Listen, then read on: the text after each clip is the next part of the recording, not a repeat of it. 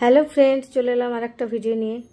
এই দেখো, ভুট্টা বাজার থেকে কিনে এনেছি, তো বাড়িতে রোস্ট করব বলে গ্যাসের ওভেনটা জ্বালিয়ে তার মধ্যে একটা তার জালি দিয়ে দিলাম। ওর মধ্যে ছাড়ানো ভুট্টাগুলো এভাবে পুড়ে নিয়েছি।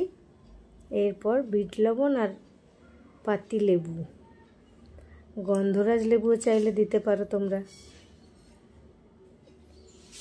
এইভাবে গায়ে ভালো করে মাখিয়ে নিতে হবে। একবার বাড়িতে বানিয়ে দেখবে, পুরো দোকানের মতো খেতে লাগে। বাড়িতে বানানোর মজাটাই আলাদা। এই দেখো, রেডি হয়ে গেল, আর কোনো হ্যাপাও নেই বেশি।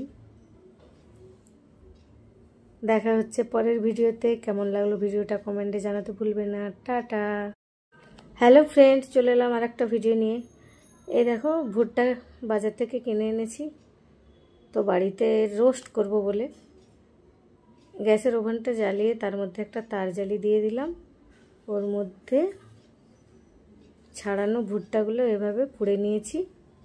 এরপর বিট লবণ আর পাতি লেবু, গন্ধরাজ লেবুও চাইলে দিতে পারো তোমরা। এইভাবে গায়ে ভালো করে মাখিয়ে নিতে হবে। একবার বাড়িতে বানিয়ে দেখবে, পুরো দোকানের মতো খেতে লাগে।